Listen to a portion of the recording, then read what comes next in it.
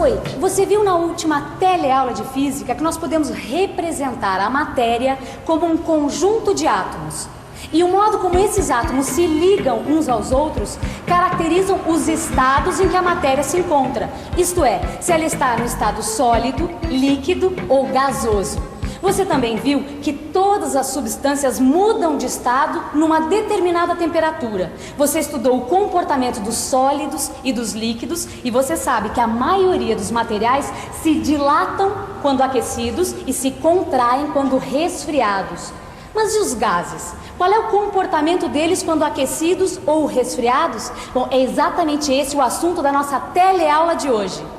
Na teleaula de hoje, além de conhecer um modelo atômico para os gases, você conhecerá também a pressão, o volume, a temperatura e a equação de estado de um gás. E agora preste muita atenção, porque a nossa teleaula está apenas começando, hein?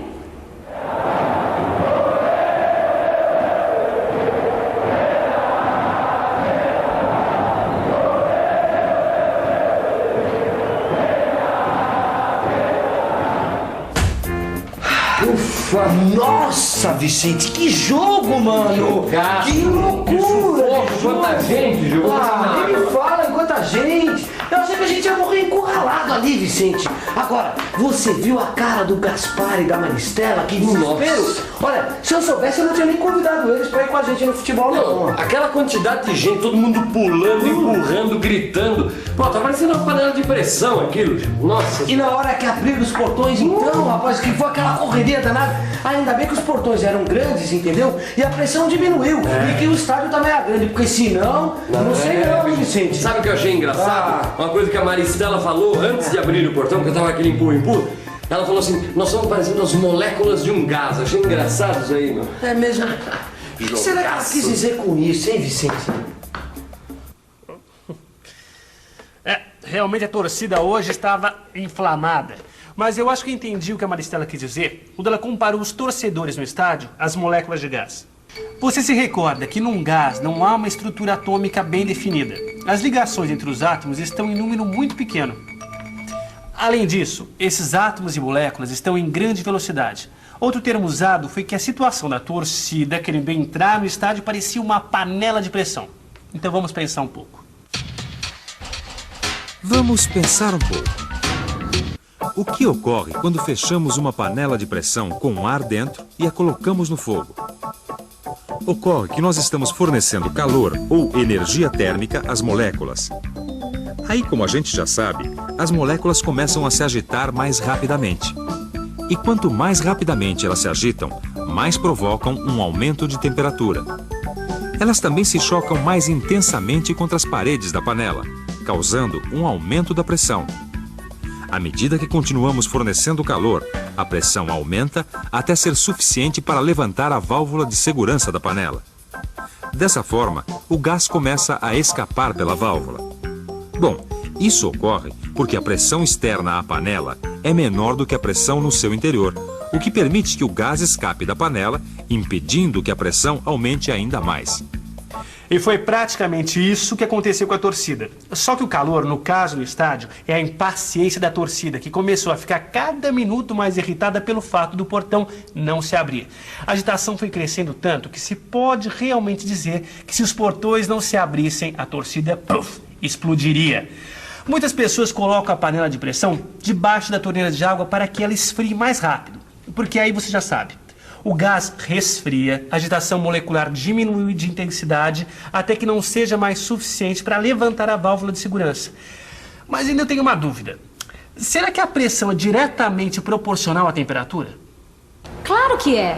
Toda vez que a gente aumenta a temperatura de um gás que está num recipiente rígido, como este aqui, ó, que não aumenta de volume, a sua pressão irá aumentar. Dá até para escrever isso matematicamente, Rosinha. Ah, é, Maristela? E como é que seria? Assim, ó. A pressão é diretamente proporcional à temperatura. Bom, no caso do estádio de futebol, a sorte é que ele era grande, não é isso? Porque se ele fosse pequeno, a situação seria bem pior. Certamente, Rosinha. Se o estádio tivesse menos lugares, a agitação pela disputa dos espaços vagos seria bem maior. E com os gases acontece praticamente a mesma coisa, Rosinha. Imagine um cilindro com um gás dentro e com temperatura constante, ou seja, com a mesma agitação molecular. Aí nós começamos a comprimir o cilindro, diminuindo seu volume. O que acontece? A pressão vai aumentar, pois o número de vezes que as moléculas vão se chocar com as paredes do cilindro será cada vez maior. Entendi. Do mesmo modo que se o estádio fosse muito grande, não haveria problema, pois sobraria espaço para todo mundo. Não é isso? E com o gás a gente pode dizer quase a mesma coisa. Porque se deixamos o gás se expandir com uma temperatura constante, a pressão vai diminuir. Isto é, as moléculas vão ter mais espaço para se mover e cada vez menos elas vão se chocar contra as paredes do cilindro, é isso? Exatamente isso. E aí nós podemos chegar a outra definição. Nós podemos dizer que o volume do gás é inversamente proporcional à pressão. Vicente, eu tava pensando num exemplo. Imagine a gente num estádio com um povo agitado como a gente viu hoje, a mesma agitação. Mesma situação. Só que num estádio que tivesse muito mais gente do que hoje. Certo. Você acha que nesse caso a pressão aumenta? É uma boa pergunta. Agora, Gil, a gente tem que ficar esperto com esse tipo de comparação, sabia? Porque a gente está usando as pessoas num estádio só como comparação, para começar a pensar num problema de física, tá certo? Porque a gente sabe muito bem que as pessoas não formam um gás, tá certo? Quando a gente usa a palavra pressão, a gente tem que lembrar que esse conceito está muito mais definido precisamente para fenômenos da natureza e não para fenômenos da sociedade humana como um jogo de futebol, tá certo? Não, eu sei, Vicente. Agora, olha, então eu vou dar um outro exemplo. Imagine um recipiente fechado, cheio de gás, a uma temperatura constante. Aí, com um aumento de moléculas dentro desse recipiente fechado a uma temperatura constante, a pressão aumenta, não aumenta? Sem dúvida, sem dúvida. A gente pode até dizer que a pressão também é diretamente proporcional à quantidade de moléculas que está presente nesse volume de gás. Entendeu? Então vamos comparar todas as conclusões que a gente tirou sobre os gases. Vamos, boa ideia. Vamos? Vamos nessa? Vamos lá? Olha só, nós já sabemos que a pressão é proporcional à temperatura, ao inverso do volume e ao número de moléculas. Ou seja, a proporcionalidade pode se tornar um modelo matemático. Quer dizer, a gente pode reescrever essa expressão desse modo, olha. P igual a R que multiplica NT sobre V. Onde R é uma constante de proporcionalidade que pode ser medida. Então, a gente pode reescrever essa equação assim, olha. PV sobre T é igual a NR. E essa expressão é muito importante, pois nos permite fazer algumas previsões. Nesta expressão que você acabou de ver, o número de moléculas N é representado pelo número de moles do gás. Aliás, você sabe o que é um mol de qualquer gás? Sabe-se experimentalmente que um mol de qualquer gás contém este número de moléculas de gás. Este valor é chamado de número de Avogadro. E esta unidade, o mol, serve para representar o número de moléculas de gás de forma simples, em vez de se usar números enormes como esse número de Avogadro. Também é importante saber que a constante R que você viu naquela expressão pode ser obtida experimentalmente. Imagine, por exemplo, um mol de qualquer gás a uma temperatura de 0 graus Celsius, ou seja, 273 Kelvin, a uma pressão de 1 atmosfera. Ele ocupará o volume de 22,4 litros.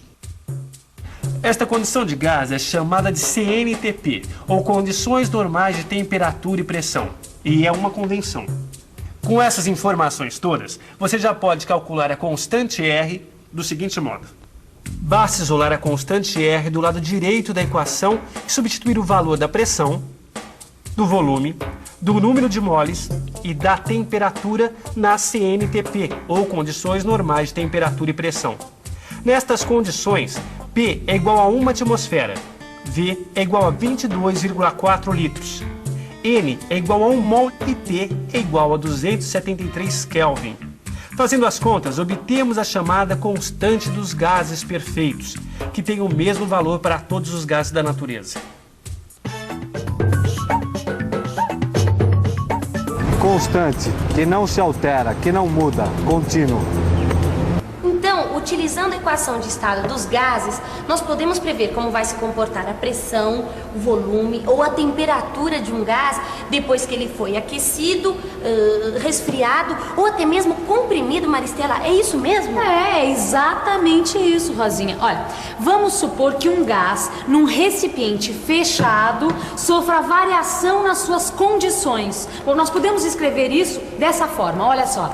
Esta seria a equação antes da transformação e esta depois da transformação. Repare que R é constante, assim como N, o número de moles, é constante, pois o recipiente está fechado e não entra ou sai gás.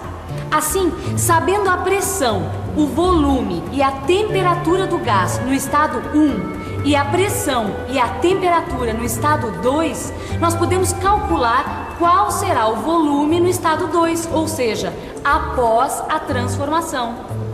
Também podemos escrever que um gás está no seu estado inicial, expresso com o índice I, sofre uma transformação e altera seu estado para o estado final, expresso com o índice F. E com essa equação, nós podemos expressar 3 tipos de transformações gasosas.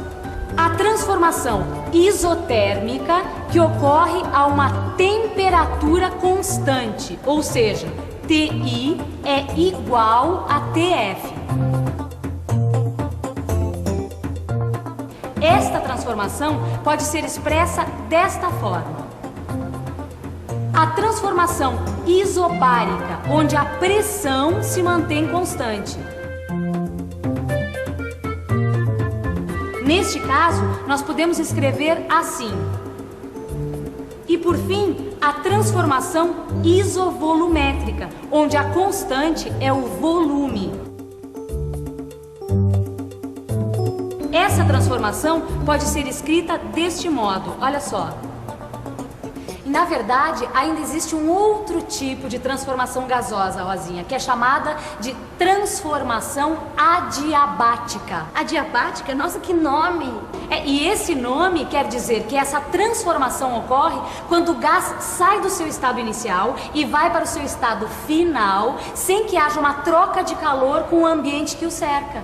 Nossa, quanta coisa a gente discutiu a partir de uma comparação com o comportamento da torcida. É verdade. Aliás, eu estava vendo no noticiário uma reportagem sobre o jogo de hoje. E foi realmente um sufoco. Como disse o repórter, a entrada do estádio parecia um caldeirão. Então, ainda bem que abriram os portões antes da multidão provocar um estrago. Já imaginou o trabalho que ia dar? E será que um gás realiza trabalho? Bem, vamos deixar isso para outro dia, porque agora é hora de uma boa revisão. Você não acha? E atenção, se liga aí, que é a hora da revisão. Na teleaula de hoje, você conheceu mais um pouco a hipótese atômica da matéria, ou seja, a hipótese que a matéria é constituída de átomos. Conheceu também as relações entre pressão, volume e temperatura das transformações gasosas. Aprendeu como trabalhar com a equação de um gás ideal, isto é, de um modelo de gás. E também aprendeu o que é a constante universal dos gases. Conheceu os vários tipos de transformação, como a transformação isotérmica, a transformação isobárica, a transformação isovolumétrica e a transformação adiabática. Bom, agora é a sua vez de pegar o livro de física e não deixar o assunto esfriar, tá bom? Então até a próxima. Tchau! Tchau!